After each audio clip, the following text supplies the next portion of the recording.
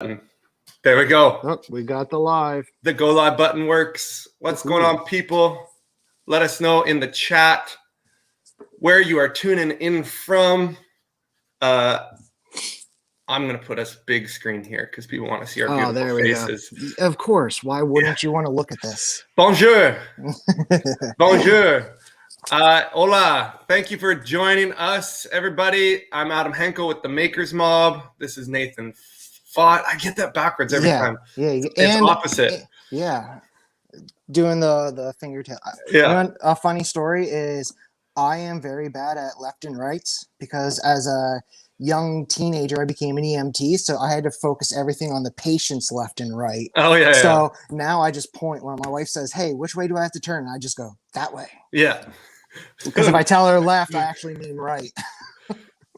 Yeah. It's so weird. Anyways, welcome here tonight. Let us know where you're from. Oh, we got someone else from Olympic Peninsula. I thought they said Pennsylvania. Olympic Peninsula, Washington State. That's close to me. Yeah. I'm in Victoria, BC. Nathan's up in Pennsylvania, northern. Yep. I'm in Amish country.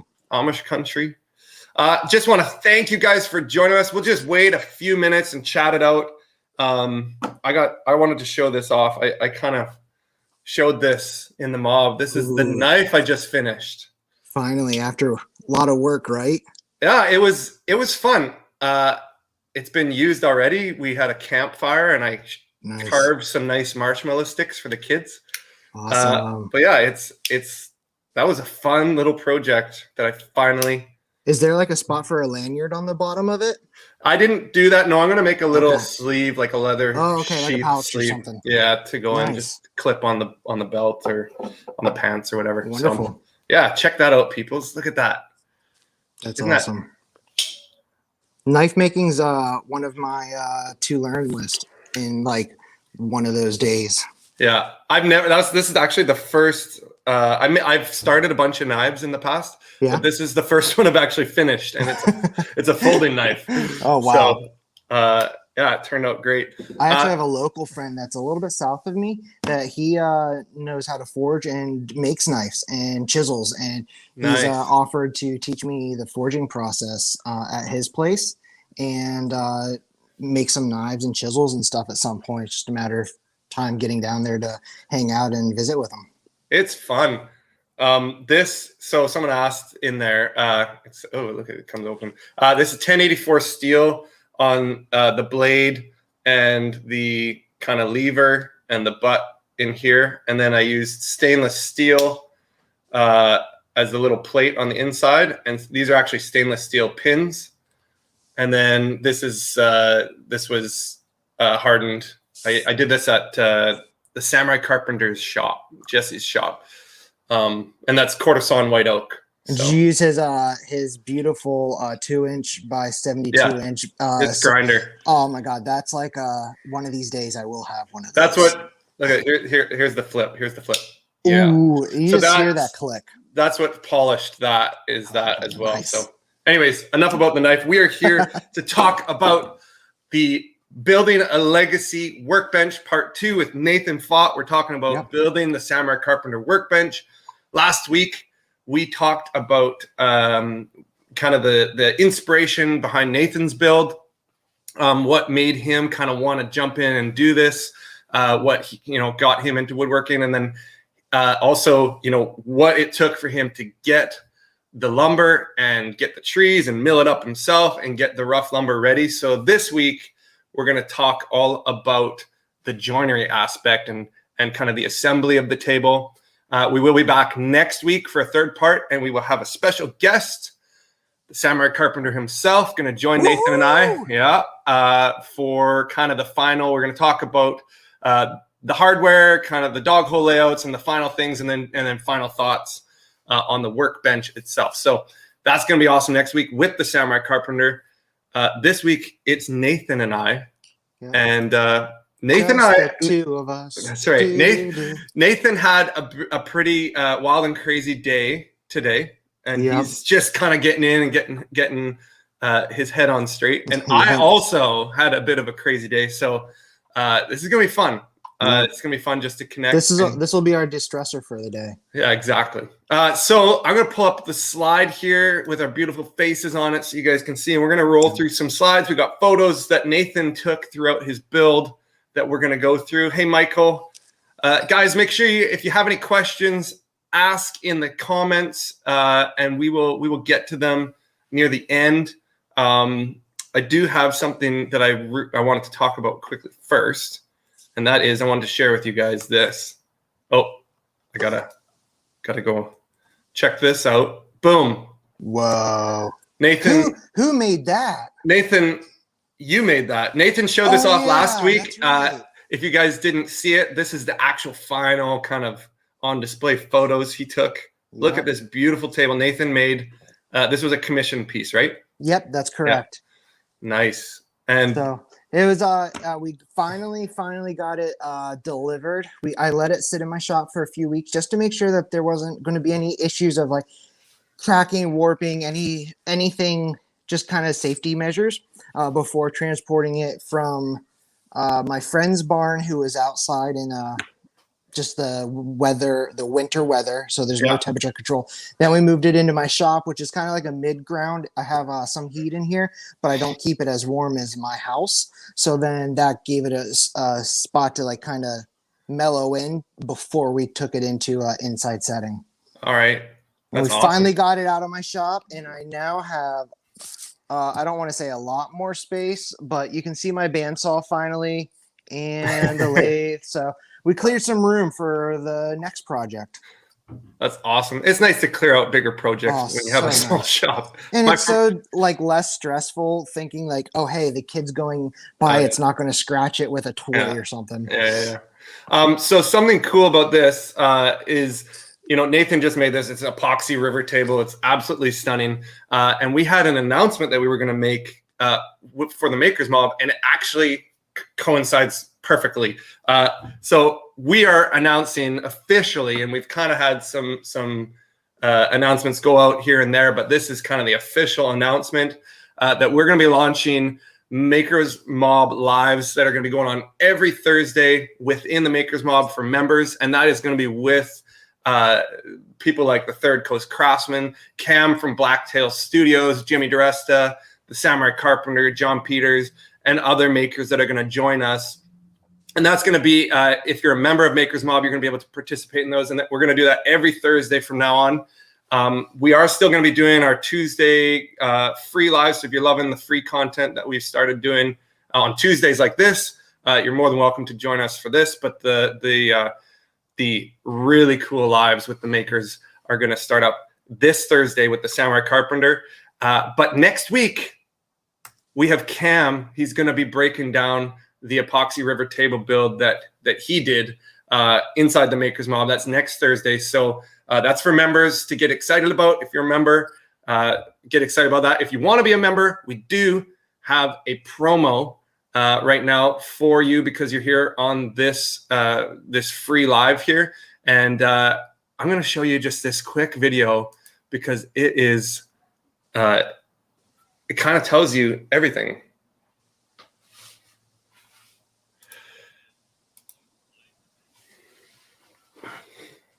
The volume is a bit quiet, but it looks awesome.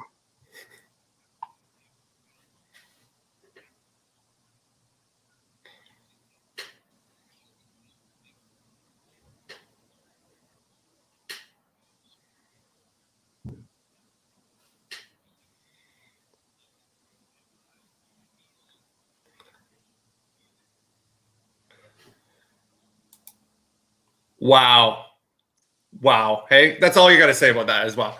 No, seriously, if you guys want to get in on, we're starting that video up again. If you guys want to get in on that, you're not only going to get access to all the lives, but we've got, you're going to get access to all the challenges, the Makers Mob community, the private Facebook group, over 80 in-depth tutorials, over 75 original project plans, plus our monthly contests and prizes that we're giving away.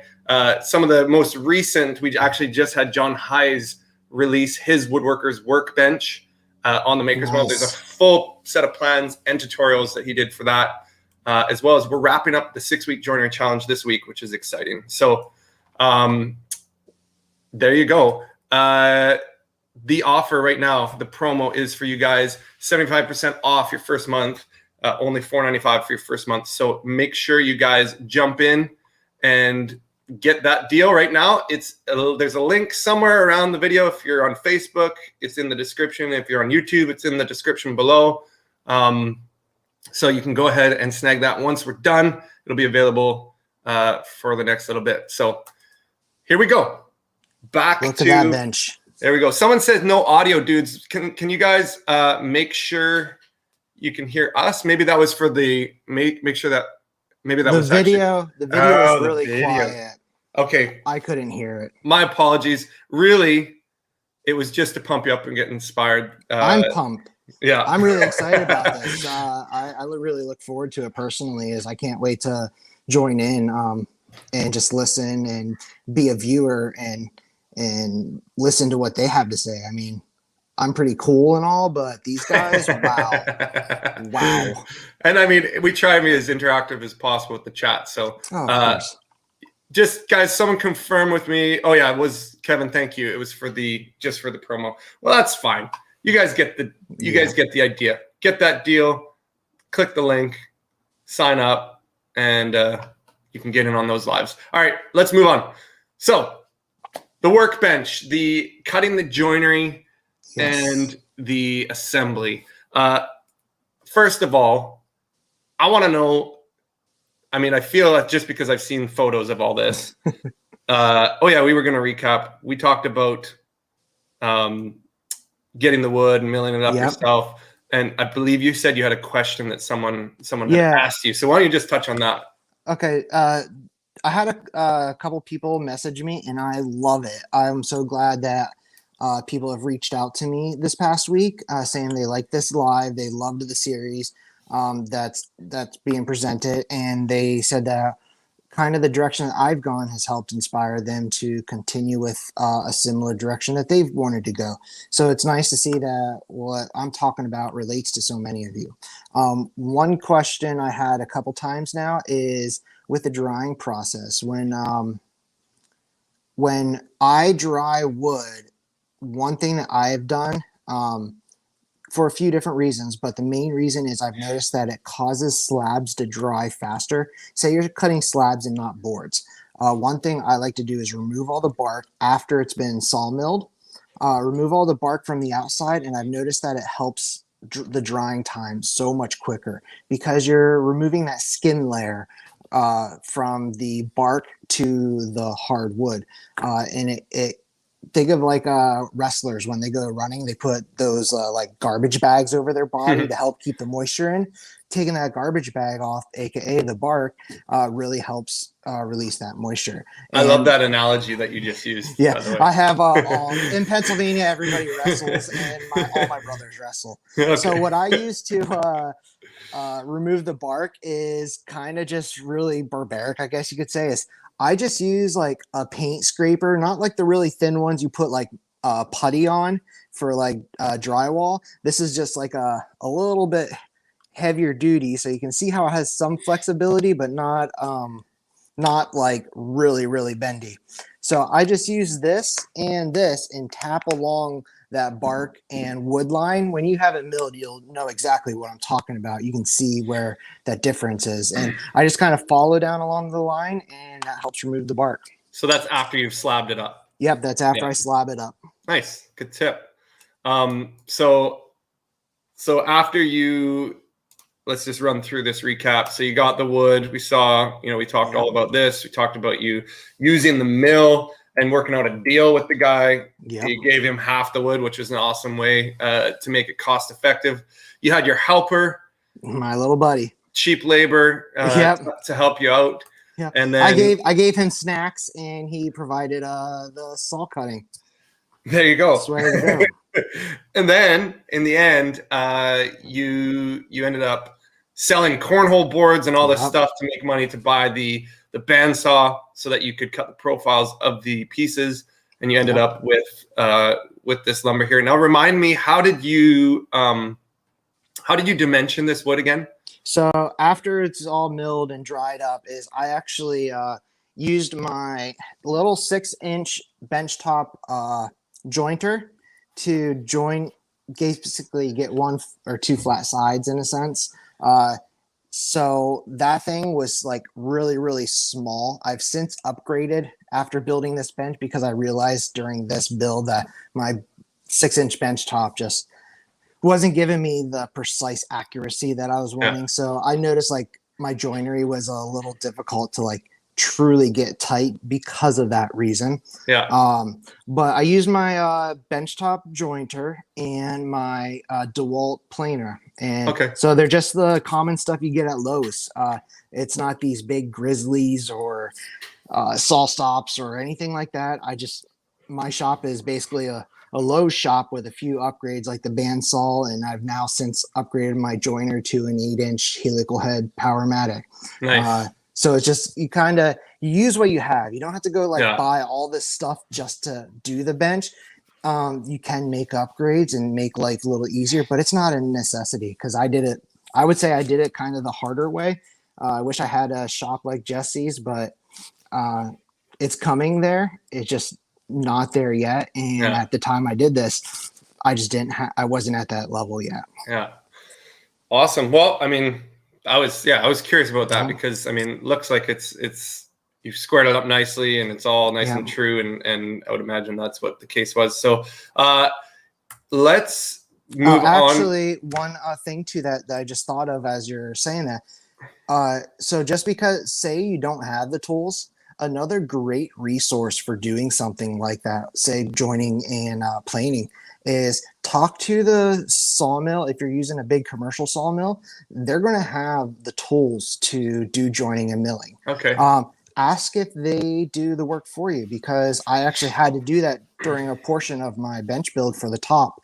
I bought the maple at the sawmill that I used, which was not my local friends. This was like a high-end big lumber store. And I asked, hey, can you dimension this for me? Because once I get to my shop, my 6-inch joiner just can't do these long boards. So it was really, there's another option for you. Is just because you're limited on tools doesn't mean you're limited on availability to get stuff completed. Yeah, totally. I mean, you can purchase S4S, which is surface all four sides, material as well if you need to on some of it. So, I wanted to ask you, what was the most difficult part of the joinery aspect of this? Like it looks like you started with the base. Yep. And then you ended up doing the top. Was it the base? Was it easier? Was it difficult? Tell me about just in general. I think so. I started with the base mostly because I didn't have the lumber for the top quite yet, but more so because I felt that I could use up these boards and pieces that have been taking up space in my shop. So that way I could finish one aspect, get rid of all the scraps and stuff that's left off of it, and have those set aside and basically ready for assembly. Then I can work on the top once I get that wood. If I was to do it over, I actually would do it in reverse.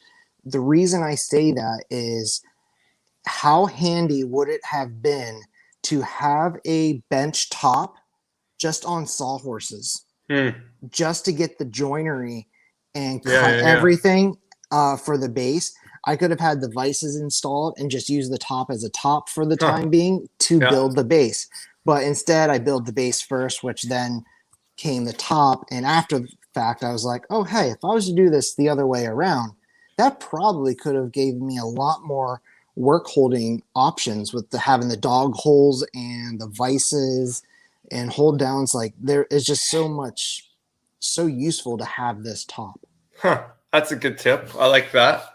And the hardest task for me during this whole thing was actually the layout. The layout part was, I sat there, felt like I was trying to figure out like rock or like space science and NASA stuff. Like, I'm like, how did Jesse even think of this stuff? Like, it just blew my mind. And after you do it, you're like, oh, it all makes total sense. Yeah. But like, when you're just sitting there with the video, you have your laptop or iPad set up, you're sitting there with your pen trying to like follow the plans and everything. And it's just like, wow, like how did you come up with this stuff? But someone in Jesse's skill set, he's done this for a long time. And as we talked about last time, this was my first massive joinery project.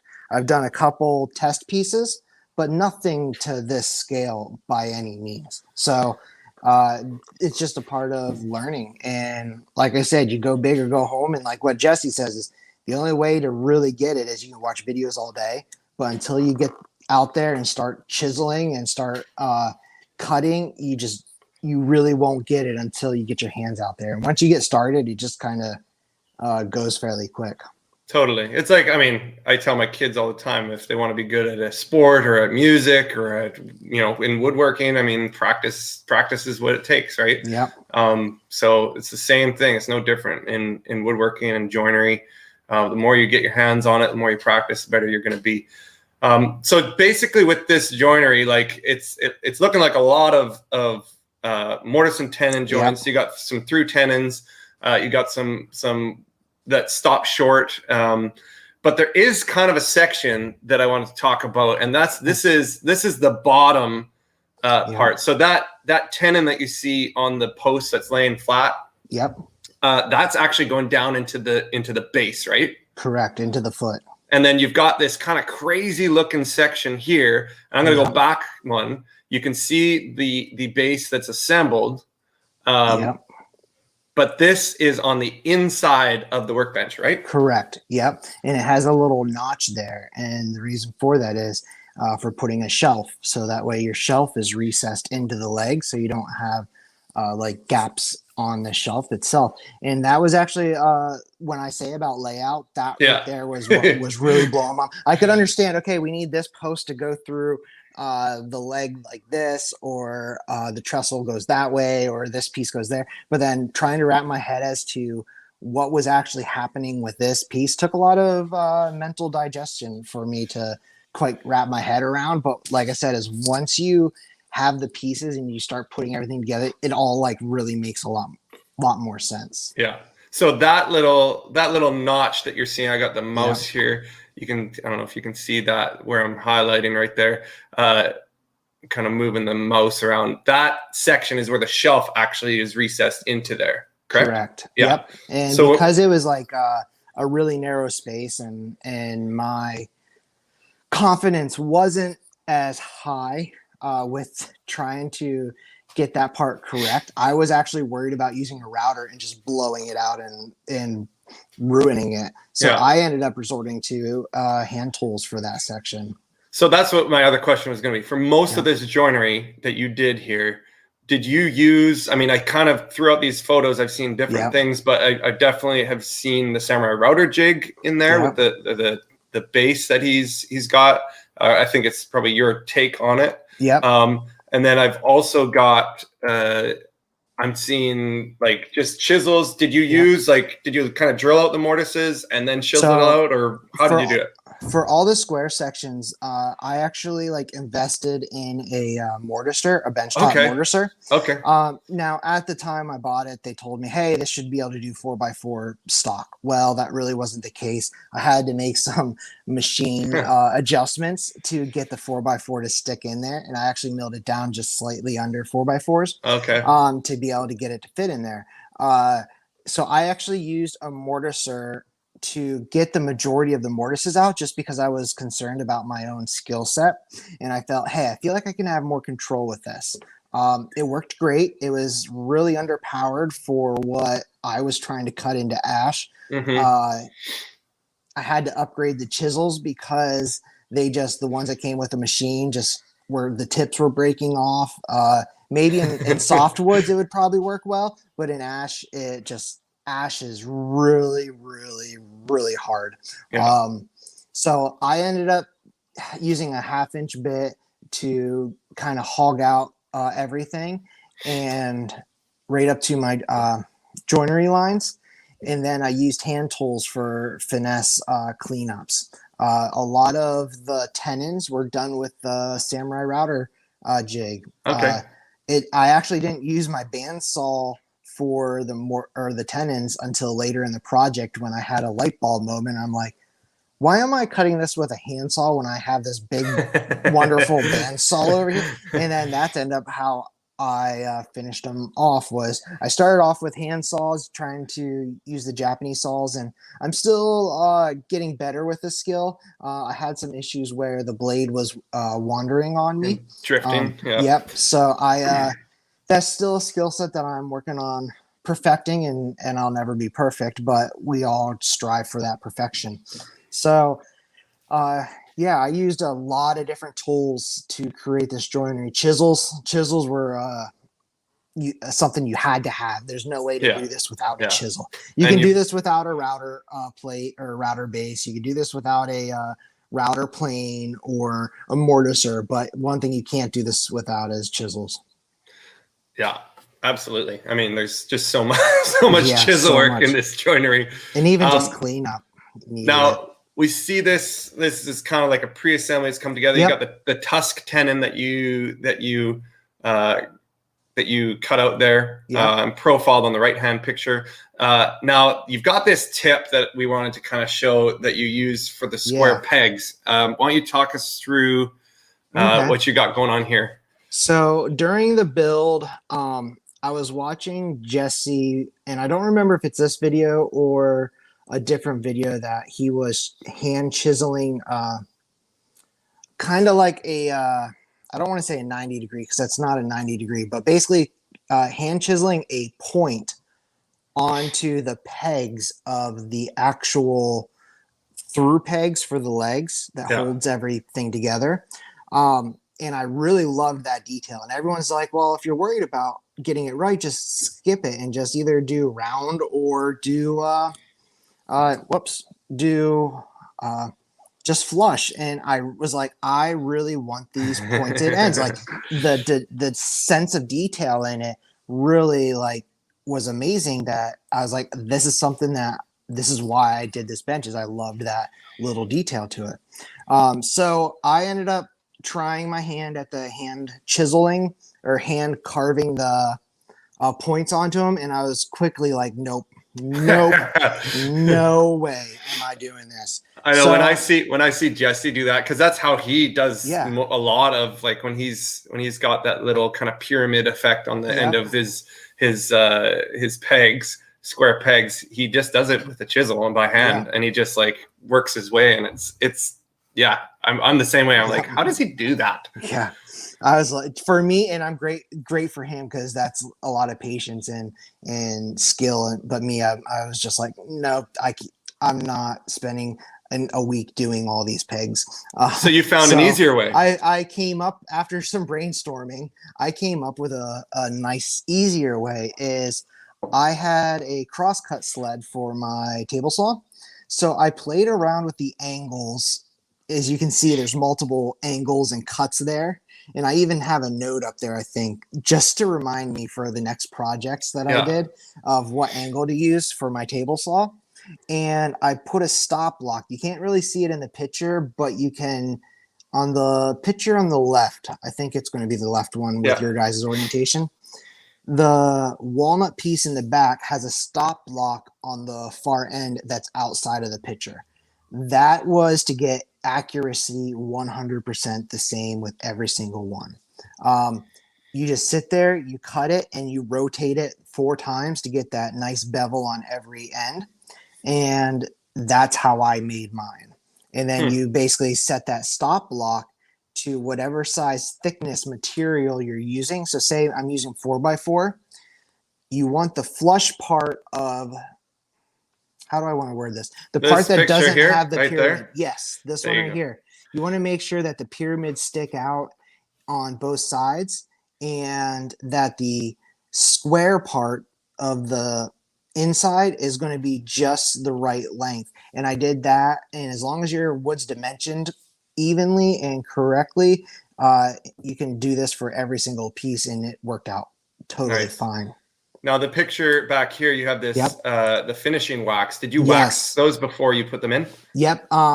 I don't remember if it was Jesse or somebody else that recommended this. It might have been a fellow person that built the bench before, and they I think it was someone that built the bench before and kind of gave me this pointer to use some paste wax when driving this through, because this isn't like driving a dowel through a 2x4 or a 1-inch thick piece. This is going through 4 inches of ash as well as the piece that it's joining. Yeah. So it's a lot of friction in there, and you don't want to break the peg or really get it stuck, because if you get it stuck, then you got to cut it out and redo it.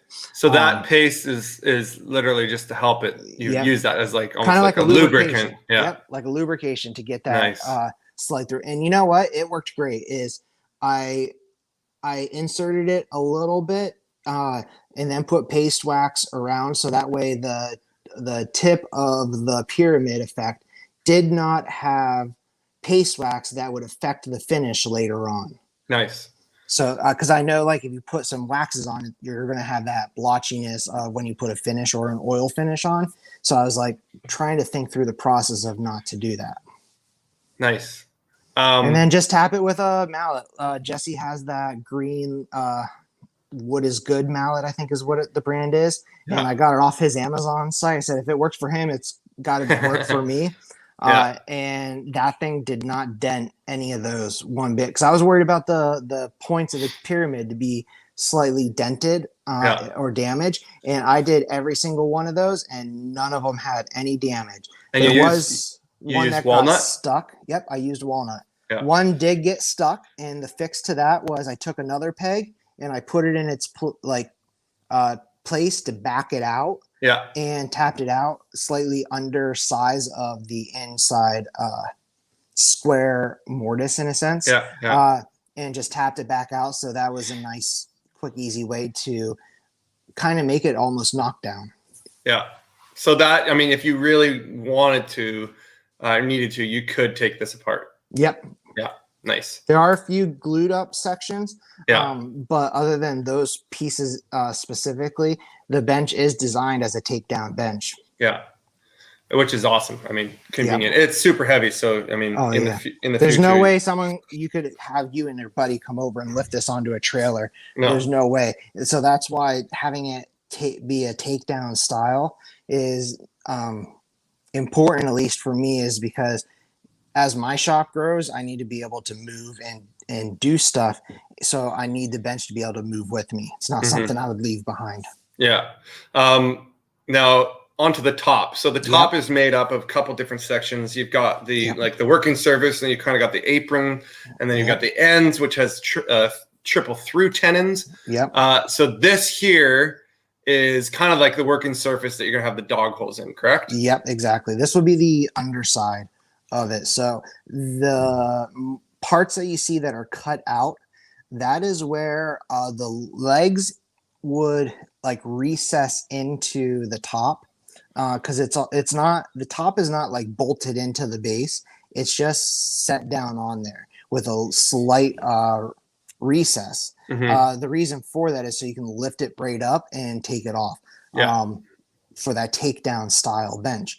The other parts of that is for the vices. So the far end where you see the two on the right side of the photo. That would actually, I think a lot of this is for the vices, the ones in these pictures specifically. So I think a lot of those ones there are for the vices, for the hardware, because you're going to have the vice rods that like go all the way through the pieces. So you need to have some material removed in order to have those ends not like get hung up or be in the way. Bottom out or whatever. So then you've pretty much, it looks like you did this with a skill saw, and you probably just chiseled it out to square it up. So I used my circular saw and kind of just made a bunch of recesses, and then that got the majority of the material out of the way. Then I came back in with my router with the flush, or the router plate, samurai router plate, and that just kind of cleaned everything up to make it nice and smooth and clean. Awesome. Move along. This looks like same thing. It's either for just more examples of what the process was. I used my mallet and chisel just kind of knock out those chunks, and then I came in with a router plate and cleaned it all up. Cleaned it all up, nice, and then squared off the corners. Yeah, it just saved a lot of time for the router, because you can do it all with a router, but it's just it's more wear and tear on the bit, and it would take a lot of passes, because I used hard maple on this, rock maple. So it's not even ash being difficult. Rock maple's even harder. So it was, I try to be mindful of what am I doing to my tools, because after so often you're going to start servicing your tools, which takes away from the build time. And here's my little that's buddy. Great. Okay, so here I had so this is the apron that you're working on with the triple through tenons. So when I saw this photo, I had two thoughts. Okay. Yep. Two thoughts, and I want, if you're watching, you can comment what you think it is. But either he's not happy about his wages, or he hit his head. He totally hit his head. Yeah, I told him it was one of those moments of a kid's gonna learn the hard way. I told him, be careful of those ends, be careful of those ends.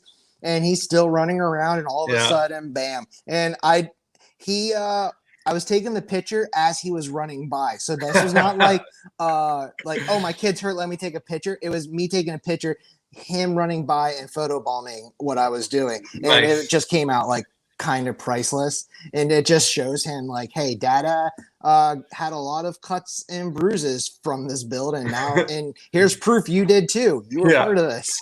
Yeah, I mean, I would have thought maybe he didn't get the right juice box for his snack break or something. I don't know. It could have just been a stressful day, and I don't know. You know, young kids getting them to work is difficult.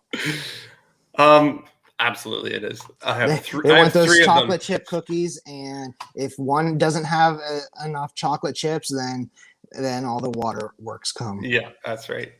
So the triple through tenon. Let's talk about this, because this, I'm assuming, was probably the most difficult thing. I didn't want to spoil it, but maybe I'm wrong. I honestly had like kind of like a block once I got to this point. Is I got really nervous once I got to this point, because at this point my base was pretty much done.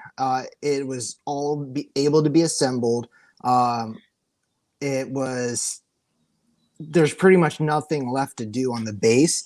Everything was the top, and I had all the pieces cut. I got to the tenons, and I was just like, I hit a block, and I even reached out to Jesse multiple times, like kind of working myself up a lot. And eventually he's just like, take a day, relax, and just go do it the next day. Yeah. And that's kind of what I did, is because it took me about 2 weeks. I had a 2-week break from doing anything with the bench, because I was just like a little too nervous to screw this up at this point. Is I have so much money, time, energy invested into all of this.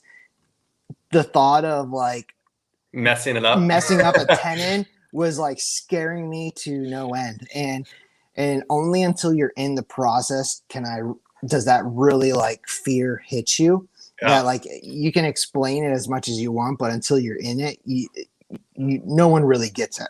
No. And that happens on any project. People that work on cars, I'm sure that they get to the paint job or something, and especially someone who's never done it, and they did everything else with a car build, and then they go for the final detail and screw something up. Yeah, that was basically kind of the same thing I had. Is I was just really worried, and then I want to just say something on that point. I mean, it's really good to plan out what you're doing, but in my experience, in any project that I've ever done, I was a contractor for years. I had my own millwork shop. The number one thing that I actually have learned, and I've kind of taught people that have worked for me, is hesitation kills production. When 100%. You hesitate on too much on something, it kills your production, and it can really, really, really slow you down. And if you're doing a job where you're making money and you can't have that happen, I mean, it's good to plan, but once you're planned, you got to rely on the fact that you got to be confident in what you're doing and just go for it. 100%. Like I said, I was spending every morning and every night after or before work, after work, while the kids were asleep, while my wife was asleep, I was working on this day in and day out outside of my work and family obligations. Yeah. Like I say this took 4 months or 3 months or 4 months of my life. I think it was 3 months. 3 months of my life. And I am not kidding. Like I spent every single moment, even when I was like with the family, I was still thinking of what's the next step. Yeah. And that's just kind of everybody I've ever talked to that's done something like this has kind of said the same thing is you just kind of become like almost obsessive. So going from like working nonstop on this to hitting a 2-week roadblock of not touching it, it almost feels like, hey, I might not finish this, or your fear might block you from it. And I know other guys that have built a bench that got to this point and they've said the same thing. And I've helped a couple guys work through it, but it's like a writer's block. Yeah. This project absorbs you, Michael says. Yep. So as far as the triple through tenons, it looks like, I mean, pretty simple here. You've got a tip for this. Yep. So the tip that I came up with for this was, I'm a very OCD kind of person. So I want everything to be exact. I want everything to look like it was done by someone way better than me. That's my goal. Is I want someone to look at this and say, there's no way you did it. That's my goal with everything I do. So I was trying to figure out, how can I keep consistent lines and consistent cuts and angles on everything, so that way not only does the joinery fit up well, but it looks good as well. And I think honestly that's why so many people work on these Rubo style benches, is they look good. You want that wow factor when someone comes into your shop and your bench is it. Not saying there's not other beautiful benches, but something like this really captures a lot of people's eyes. So what I ended up coming up with is I took a piece of like hard maple from the scrap pile, made like a cutting angle block. I used hard maple because it's not going to dent and kind of, what do I want to say, compress the fibers the way like a cedar or a softwood would. Is I wanted like a guide that was going to stay consistent. So I used it where I put a bevel on one side to match the inside bevel of the wedged mortise. Because on the inside they're kind of they're tapered. They're tapered. So I wanted the angles to match, and I used a 90 degree on the other side to kind of work up to those lines.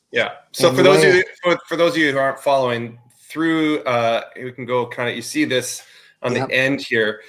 Those mortises that he's chiseling out in this photo here, they're actually tapered so that when he pounds in the wedges into the little tenons that are poking through, it's going to spread them out, and it won't be able to pull off that end cap afterwards, because it's actually, it's compressing, or it's pushing those wedges through, and it's into the tapered mortise.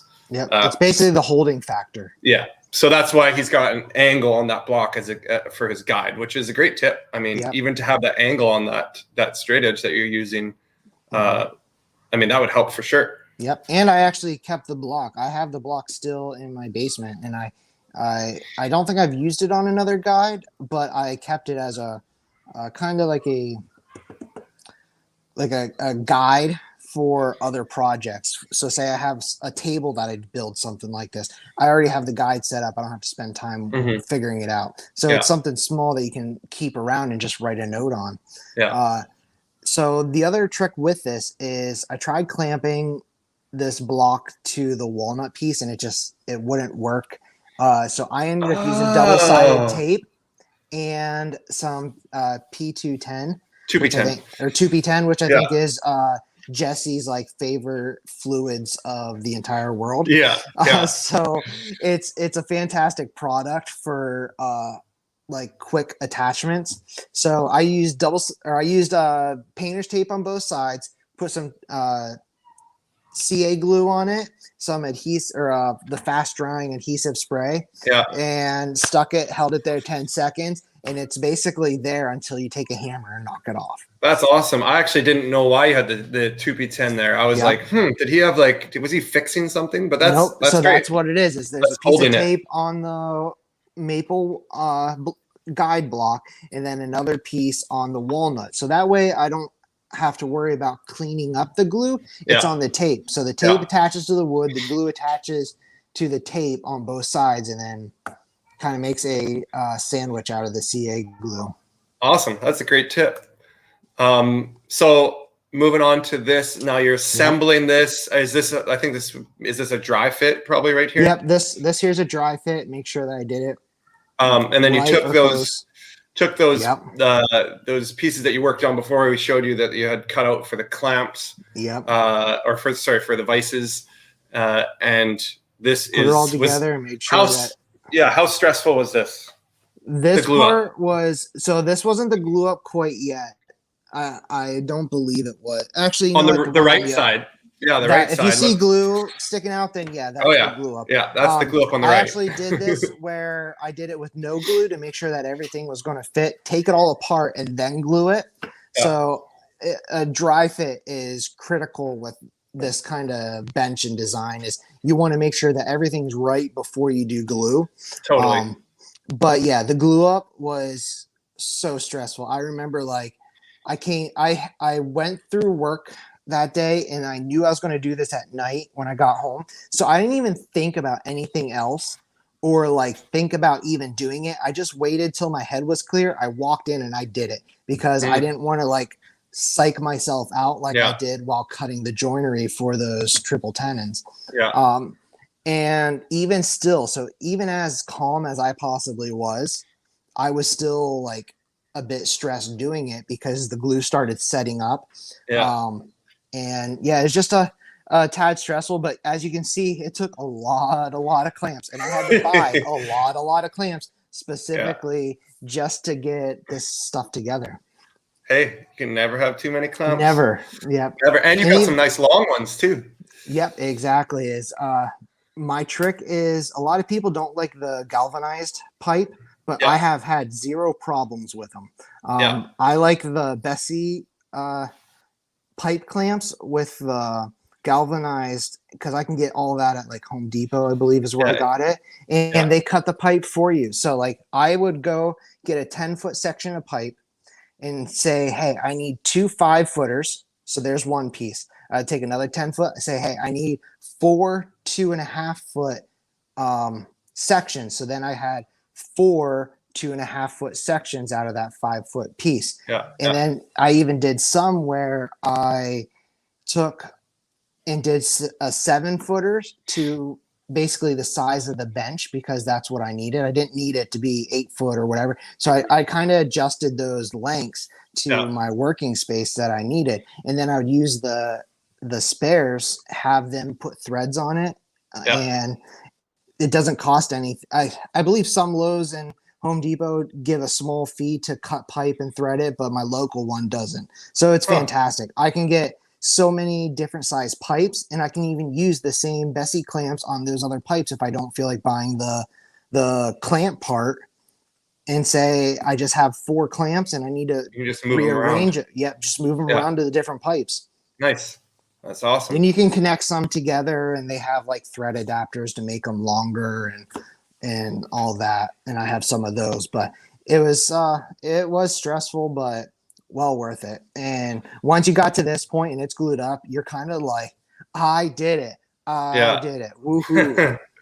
That's awesome, man. It is a beautiful looking bench. And, such a cool story that we heard last week as far as your inspiration. Next week, we're going to talk about kind of the final steps to it, the dog hole layouts, the hardware you used. Maybe you got some tips or ideas on maybe you're happy with you had, maybe you choose something else. We'll find that out next week. Tuesday, 8:00 Eastern, same time as we are tonight. That's what the end product looks like. It's the same as the Samurai Carpenters. If you didn't know, there is plans and a full tutorial available inside the Makers Mob that Jesse worked through. I think it's a 3-4 hour tutorial or something like that.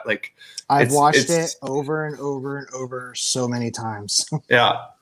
It's it definitely has a lot in it. It's one of those things where even if you don't build it, it still has tricks that you can use for other projects. I just see in the comments here, someone asking about Jesse as a guest. Yes, next week, Jesse is joining us. Jesse's joining us live on Tuesday, but he is also going to be live Thursday inside the Makers Mob for members only this week, Thursday. We're gonna be announcing the winner for the Joinery Challenge on Thursday, as well as just hanging out. He's gonna do a Q&A if anyone's got any questions, and he's just gonna kind of fill you in on stuff he's working on right now. We have a video coming out this weekend for a bookshelf that he made for his son, Asher. Cool. Really cool project. So we're just getting that video together to release on YouTube, and then there's a tutorial for that as well. So like I said before, we're doing lives every Thursday inside the Makers Mob. This Thursday is Jesse. Next week is Cam from Blacktail Studios. He's going to talk about his epoxy table project that is much like Nathan's that he did. Yeah, and I did not know any of this until just today. So this is awesome news, and I really look forward to hearing maybe some lessons that I could have learned before having the problems that I ran into. Yeah, totally. Cam's a pro. He's a big inspiration to a lot of the work that I have done for like this epoxy table, and I resorted to many of his videos for lessons.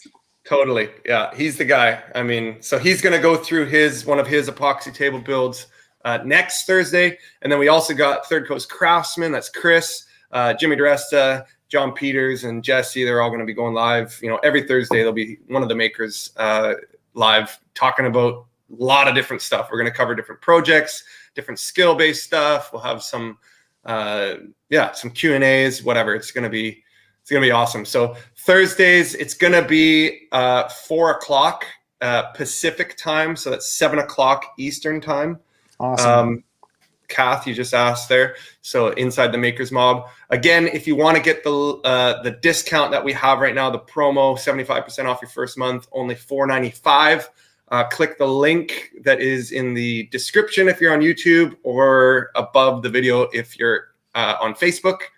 And join us next week. Like I said, we will be back next Tuesday, April 13th at 8:00. Nathan. I look very much forward to it. Yeah, myself, Samurai Carpenter, Nathan. Anything else? I want to say thank you for everyone that has reached out to me so far. Please continue to do so if you have any questions, if you liked it, have anything that you think I would enjoy seeing on your project. Feel free to reach out. It's awesome to be able to chat and talk to more people. And Adam, maybe we could re-upload that video that they had audio issues. Maybe like after this video ends, we could send that so people can see and hear what everyone was saying. I will. Yeah. You know what? We will. I will definitely try and figure that out next week's live. Okay, that sounds great. And it actually, I think is actually, I'll post it on our, you know what I'll do? I'll post it on our Makers Mob Instagram. If you don't follow us on there, go follow us there. I'll post it on there in the next little bit here, and you guys can see it on there if you want to see more. But yeah, get in on that deal if you want it. It's available right now for the next little bit. Anyone have any questions? I mean, I feel like we should take some questions if anybody. Yeah, let's take some questions. Why are they just need to hear us talk about random stuff all the time? Let's answer some things that they want to know about. Yeah, if you guys have any questions, we'll do questions for a couple minutes, whether it's about the build, any questions for Nathan, or anything particular about Makers Mob, hit us up in the chat. We'll just hang out maybe for a couple minutes. I'll like sit here and flip my knife. Yeah, I can air wax some imaginary Hey, actually, you are in your shop right now, correct? Yes, I am. Can you give us like is your workbench kind of presentable at the moment? Oh yeah. Yeah. Let's just literally he's on it. Literally on it. This is the center of my workshop. One question that everybody asks me is, Nathan, why are you using maple and walnut for a workbench? Why? People, my friends at the sawmill, it blew their mind when I was telling them what I was trying to do. And they couldn't wrap their head around it. They're like, but it's a workbench. So they just couldn't get it. But I was like, this is more than a workbench. This is like when you walk into a car dealership, do you see the junky car sitting in the showroom? No, you see like their nicest car. That's what I wanted for my shop. Is I wanted customers and potential new clients and even friends and family come in and be like, wow, did you do this? Or like, what is this? This thing's amazing. That's what I wanted for my shop. I wanted to show off my holy grail of projects as my Ferrari. That was my goal. So as we can see here is, I'll try getting out of the picture some. This here is my bench. I have some stuff on it right now because I have some cutting boards that I'm doing for a friend. Nice. and a knife block. So that's going to be a new project that I've never attempted, but it's something that I enjoy doing stuff that I've never done. Yeah, that's how you learn. Exactly. I always try to incorporate one new skill set in every project I do, because that challenges me to get better, and it also increases my skill set. So if I leave you with one piece of advice out of this whole series, is always try to challenge yourself with maybe just one or two new skills that you've never done before and grow on those. Nice. Because that's the way you're going to ultimately get to these crazy joinery benches and tables and all this fun stuff. Is just take little bites. You don't need to eat the whole hamburger in one bite. Just take little bites and you can get to it. There you go. Glenn asked this question here. It says chop style vise versus dual screw, pros and cons. Looks like you use dual screw vices on both. Both yours, right? Yep. So I used the Lee Valley. What do they call it? Twin screw vise. Yeah. On both ends. They have two different sizes. So I have a tail vise and a side vise. Yeah. But due to my limited space, my motorcycle eats up my tail vise. So I think I've only used this one maybe once or twice when I pulled the motorcycle out of the shop. But this one here is the workhorse of the whole bench. Nice. Glenn, we will talk more about that next week if you want to join us back here next week. And we can even ask the Samurai Carpenter his thoughts on the different hardwares and why he chose the ones he did. And we can kind of dive into that. So that's going to wrap it up for tonight. Thank you, everybody, for joining us and for sticking around for almost an hour of your time this evening. We appreciate it. This is it. Thanks, Nathan, for joining. So welcome. I'm glad once again. It's always fun to talk with you. It is. And if you guys know what I'm really excited about is I'm excited to see the guys that come after me. Oh, totally. I'm just one guy of the mob. I can't wait to hear like some of the other guys that you present and feature on these lives, because I think it's just so cool listening to the stories. And now I know I'm the only one really explaining a story right now, but I've listened to other stories from other members, and I think it's just so cool listening to what inspired them, what drove them, and I hope to just be the first of many to really, really inspire others. Like Absolutely. This. Yeah, we have plans on bringing out more members and doing lives with them and kind of showcasing the stuff that they've been able to do and projects that they've done, just like you've done with the Samurai Workbench. So thanks again. Thank you, everybody, for joining us. If you want to join us next week, Tuesday, April 13th at 8 o'clock Eastern, that's 5 o'clock Pacific, do that. And if you want to get that deal that we talked about, you can still, there we go, get that.